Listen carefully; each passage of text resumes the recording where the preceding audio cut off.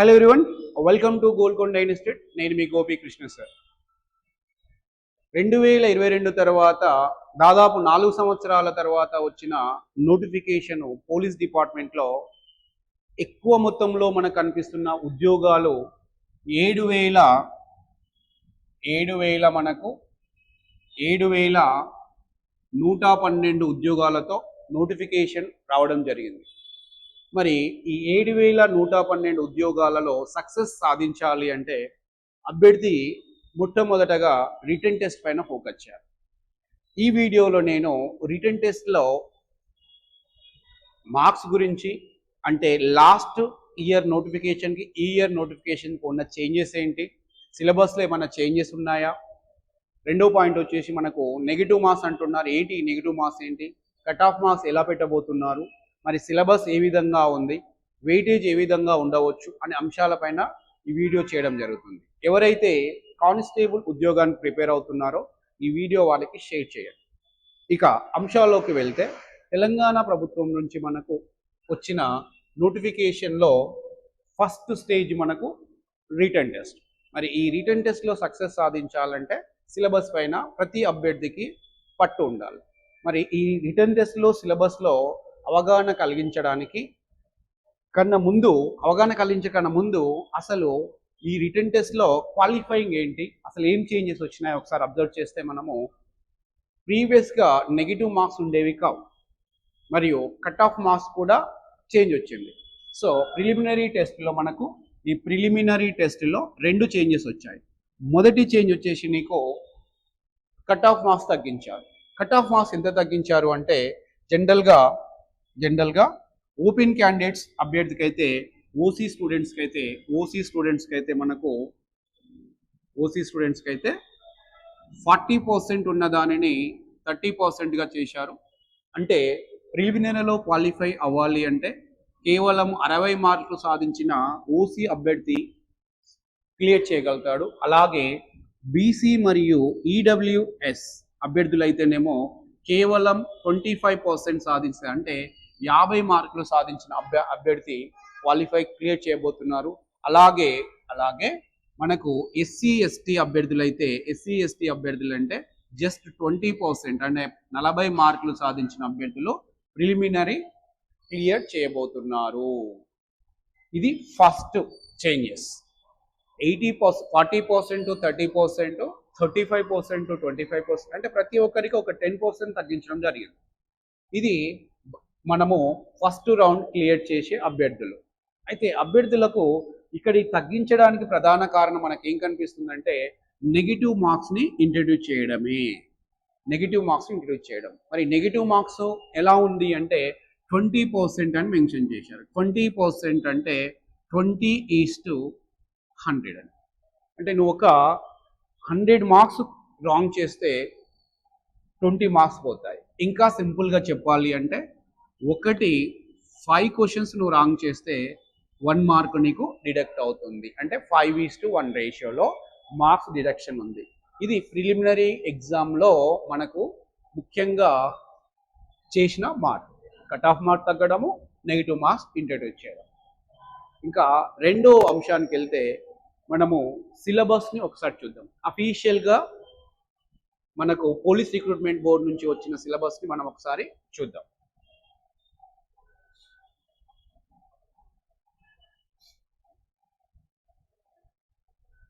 ఇది మనము police recruitment board PRB board నుంచి మనకు వచ్చిన అఫీషియల్ సిలబస్ని ఒకసారి డిస్కస్ చేద్దాం.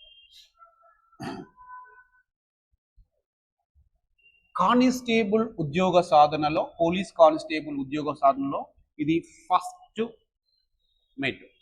మరి ఇందులో అభ్యర్థులు చేసే అతి పెద్ద మిస్టేక్ ఏంటి అంటే, ఇది ప్రతి ఒక్కరికి నేను ఇవ్వాల్సిన మెసేజ్, కంపల్సరీ అందరికీ పాస్ అని చేయండి. ప్రిలిమినరీ పరీక్షల్లో కేవలము ఓపెన్ విద్యార్థులు అయితే 60 మార్క్స్, బీసీ మరియు ఈడబ్ల్యూఎస్ విద్యార్థులు అయితే 50 మార్క్స్, ఎస్సీ ఎస్టీ అభ్యర్థులు అయితేనేమో 40 మార్క్స్ తెస్తే ఈజీగా క్వాలిఫై అయిపోతామని ఒక భ్రమలో ఉన్నారు. దీనికి నెగిటివ్ మార్క్స్ కూడా ఉన్నాయి కాబట్టి కొంచెం జాగ్రత్తగా ప్రిపేర్ అవ్వండి. ఒకవేళ మీరు ఈ స్కోర్ సాధించి ప్రిపేర్ అవుతే మాత్రము ఇదే స్కోర్ అంటే దాదాపుగా ఇది స్కోర్తో ప్రిపేర్ అవుతే మాత్రము మీ పోలీస్ ఉద్యోగము కలగానే ఉంటుంది. ఎందుకు అంటే ఇక్కడ అభ్యర్థులు గుర్తుంచుకోవాల్సిన అంశం ఏంటి అంటే ప్రిలిమినరీ అయిన తర్వాత మీకు ప్రిలిమినరీలో సపోజ్ ఒక 80 మార్క్స్ తెచ్చుకున్న అభ్యర్థి మెయిన్స్లో 100 మార్క్స్ కన్నా ఎక్కువ తెచ్చుకునే అవకాశమే లేదు.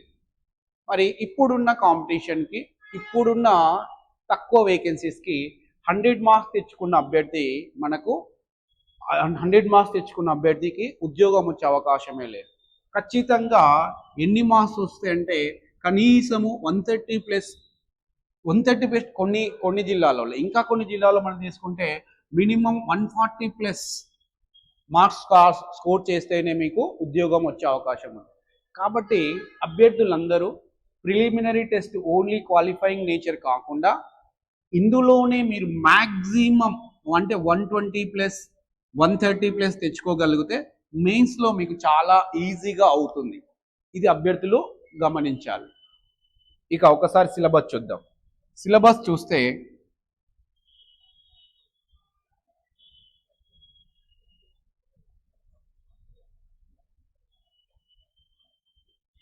ప్రిలిమినరీ ఎగ్జామ్లో మొత్తం మనకు ఈ విభాగాల నుంచి అంటే ఈ 8 విభాగాల నుంచి మనకు 200 మార్కులు 200 క్వశ్చన్స్ రావడం జరుగుతుంది. ఏ విభాగం నుంచి ఎన్ని మార్కులు వస్తాయని డీటెయిల్గా చెప్పినప్పటికీ మనము ప్రీవియస్ పేపర్స్ని అబ్జర్వ్ చేసి మనం దాదాపు గెస్ చేయొచ్చు.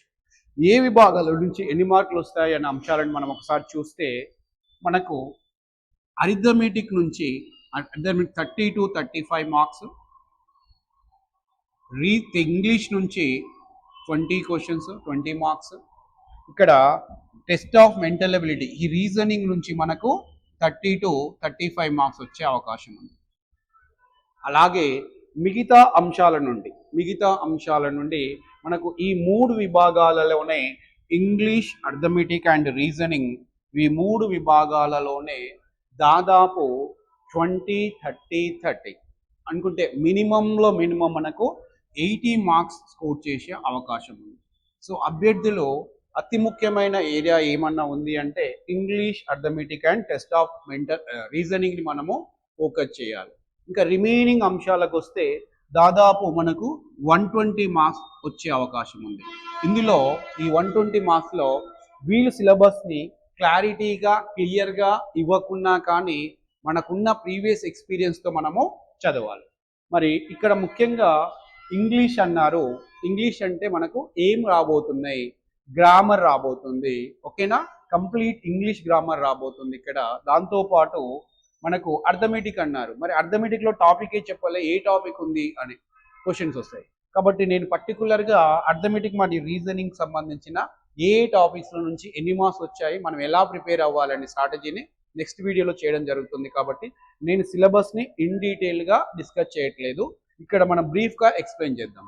అలాగే జనరల్ సైన్స్ అన్నారు. జనరల్ సైన్స్ అంటే మనము కంపల్సరీ నేర్చుకోవాల్సింది బయాలజీ, ఫిజిక్స్ అండ్ కెమిస్ట్రీ. దీంతో పాటు సైన్స్ అండ్ టెక్నాలజీకి సంబంధించిన అంశాలను కరెంట్ అఫైర్స్ రిలేటెడ్గా చదువుకుంటే ఇది సరిపోతుంది. అలాగే మనకు హిస్టరీకి అన్నారు. హిస్టరీకి సంబంధించిన అంటే ఇండియన్ హిస్టరీ కంప్లీట్గా ఉంటుంది, ఇందులో ఎలాంటి చేంజ్ లేదు. మరి ఫోకస్ చేయవలసిన అంశాలు ఏంటి అంటే కల్చరు, ఇండియన్ కల్చరు, అలాగే నేషనల్ మూవ్మెంట్. ఇవి మనకు ఫోకస్డ్ ఏరియా. మనకు మిడివల్ ఇండియా అని, మోడర్న్ ఇండియా అని, ఏన్షియంట్ అని ఏం చెప్పలేదు. సింపుల్గా ఏం చెప్పాడు అంటే హిస్టరీ ఆఫ్ ఇండియా అన్నాడు. హిస్టరీ ఆఫ్ ఇండియా అంటే కంప్లీట్ ఇండియన్ హిస్టరీ ఉంటుంది. మరి ఇది చెప్పిన తర్వాత ఇది అవసరమే లేదు, కానీ ఫోకస్గా చెప్తున్నాడు. ఏమని? ఇండియన్ కల్చర్ అని, నేషనల్ మూవ్మెంట్ అని. So you're more focusing on these two. ఈ రెండింటిపైన ఎక్కువ ఫోకస్ చేయండి, కల్చర్ అండ్ నేషనల్ మూవ్మెంట్. మరి కల్చర్ తెలియాలంటే అన్ని డైనాసిస్ చదవాల్సిందే, ఏన్షియంట్ టు మోడర్న్ డైనాసిస్ చదవాల్సిందే. కాబట్టి కంప్లీట్ ఇండియన్ హిస్టరీనే ఫోకస్ చేయాలి. చలో నెక్స్ట్ మనకు జాగ్రఫీకి మనకు సంబంధించిన అంశాలు ఏం చెప్పాడు ఒకసారి చూస్తే, జాగ్రఫీకి సంబంధించిన అంశాలలో ఇండియన్ ప్రిన్సిపల్స్ ఆఫ్ జాగ్రఫీ అన్నాడు. ప్రిన్సిపల్స్ ఆఫ్ జాగ్రఫీ అంటే వరల్డ్ జాగ్రఫీకి సంబంధించిన అంశాలను నీకు అవగాహన ఉండాలి. అంటే వరల్డ్ జాగ్రఫీ, తర్వాత ఇండియన్ జాగ్రఫీ, అలాగే మనకు ఇండియన్ జాగ్రఫీ, ఈ రెండు అంశాలపైన చెప్పాడు. Principles of geography, Indian geography, ఈ రెండు అంశాలపైన మనకు చెప్పడం జరిగింది. అలాగే పాలిటీ అంటే constitution of India, polity, economy అని కూడా మెన్షన్ చేశారు. ఇండియన్ ఎకానమీ మరి కాన్స్టిట్యూషన్ ఆఫ్ ఇండియా కూడా, కాన్స్టిట్యూషన్ ఆఫ్ ఇండియా ఈ రెండింటి పైన కూడా అభ్యర్థులు ఫోకస్ చేయాల్సిన ఏరియాస్. అలాగే ముఖ్యంగా కరెంట్ అఫైర్స్ అన్నాడు. కరెంట్ అఫైర్స్ అని మనకు ఇక్కడ రెండు అంశాలను మనకు చెప్పడం జరిగింది. ఏంటి ఆ అంశాలు అంటే national, international importance. Sir national international importance ఉంటే మరి స్టేట్ రిలేటెడ్ కరెంట్ అఫైర్స్ వచ్చే అవకాశం ఉందా అంటే డెఫినెట్గా స్టేట్ రిలేటెడ్ అంశాలు వచ్చే అవకాశం ఉంది. ఎక్కడ మెన్షన్ చేశారు అంటే సార్ ఎక్కడ చూసినా నాకు ఇక్కడ తెలంగాణ హిస్టరీ కానీ, తెలంగాణ జాగ్రఫీ కానీ, తెలంగాణ మూమెంట్ కానీ, తెలంగాణ కరెంట్ అఫైర్స్ కానీ ఎక్కడ మెన్షన్ చేయలేదు కదా అంటే ఈ లాస్ట్ పార్ట్లో వీటిని మనము అన్ని అంశాలని మనం ప్రిపేర్ అవ్వాల్సి వస్తుంది. ఇక్కడ ఏమన్నాడు, content pertaining to the state of Telangana అన్నాడు. అంటే తెలంగాణకు సంబంధించిన అంశాలు ఏవేమి ఉండబోతున్నాయి అంటే ఖచ్చితంగా మీకు Telangana history, Telangana movement, Telangana culture, దాంతోపాటు తెలంగాణ జాగ్రఫీ, అలాగే తెలంగాణకు సంబంధించిన కరెంట్ అఫైర్స్ ఇవన్నీ కూడా ఇందులో ఇంక్లూడ్ అయి ఉంటాయి. మనము వెయిటేజ్ ఏమి చెప్పనప్పటికీ సమ్ టైమ్స్ మనకు ఈ లాస్ట్ 8 పార్టే మ్యాక్సిమం స్కోర్ రావడానికి, మ్యాక్సిమం క్వశ్చన్స్ రావడానికి కూడా అవకాశం ఉంది. సో నేను ఇచ్చే కంక్లూజన్ ఏంటంటే ప్రిలిమినరీ ఎగ్జామ్ ఇది అఫీషియల్గా వీళ్ళు పిఆర్బి బోర్డు ఇచ్చిన నోటిఫికేషన్ కాబట్టి ఇందులో మనము వెయిటేజీకి ఇక్కడెక్కడ వెయిటేజీ ఉండాలి, ఎక్కడెక్కడ వెయిటేజ్ ఎంతెంత ఉందని మనము నెక్స్ట్ వీడియోలో చూద్దాం. కానీ ప్రతి ఒక్క అంశం కూడా మనకు ఇంపార్టెంట్.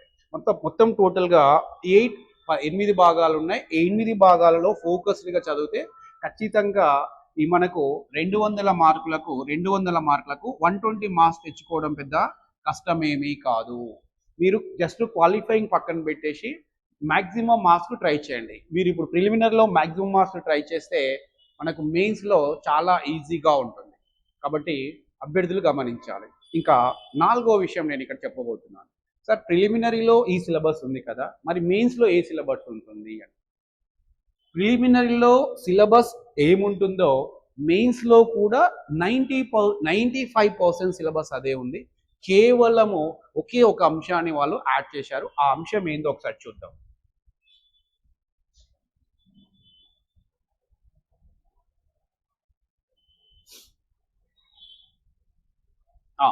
ఇది మనకు కానిస్టేబుల్ మెయిన్స్కు సంబంధించిన సిలబస్. ఒకసారి చూడండి, సిలబస్ మనం ఇంతకుముందు ఏమేమి డిస్కస్ చేసామో అదే సిలబస్ ఉంది. కానీ ఇక్కడ ఒక అడిషనల్ పాయింట్ 8 అనేది వచ్చేసింది. ఏంటిది? Personality test. పర్సనాలిటీ టెస్ట్ అంటే మరీ డెప్త్గా మీరు ఎక్కువ ఊహించుకోకండి. దీనిపైన మనకు వెయిటేజీ 5 to 10 మార్క్స్ వచ్చే అవకాశం ఉంది. మరి ఏముంటుంది సార్ పర్సనాలిటీ టెస్ట్ అంటే ఆయన మెన్షన్ చేశాడు. ఏమేమి మెన్షన్ చేశాడు? ఎథిక్స్ అని, sensitivity of the gender and weaker sections, అలాగే సోషల్ అవేర్నెస్, ఎమోషనల్ ఇంటెలిజెన్స్ అని. సింపుల్గా ఏం చెప్తున్నాడు అంటే అతను ఎథిక్స్ పైన తర్వాత ఈ weaker section, social awareness, emotional అంటే ఇవి జనరల్గా చిన్న టాపిక్ మాత్రమే ఉంటుంది. 5 to 10 మార్క్స్. మనం ఏదో పాలిటీ అంతా, జాగ్రఫీ అంతా ఏమీ ఉండదు, వెరీ స్మాల్ చాప్టర్ అన్నట్లు. సో ఇక్కడ కంక్లూజన్ ఏంటి అంటే అభ్యర్థులు కానిస్టేబుల్ ఎవరైతే ప్రిపేర్ అవుతున్నారో వాళ్ళలో ప్రిలిమ్స్ కమ్స్ మెయిన్స్ రెండిట్ల సిలబస్లో దాదాపు సేమ్ ఉంటుంది, చిన్న పర్సనాలిటీ టెస్ట్ తప్ప. కాబట్టి అభ్యర్థులు మెయిన్స్ను దృష్టిలో పెట్టుకొని మీ ప్రిపరేషన్ కొనసాగించండి.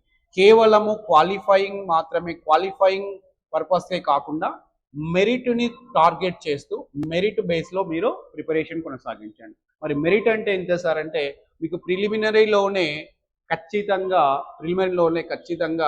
130+ మార్క్స్ వచ్చే విధంగా మీ ప్రిపరేషన్ని కొనసాగించండి. All the best.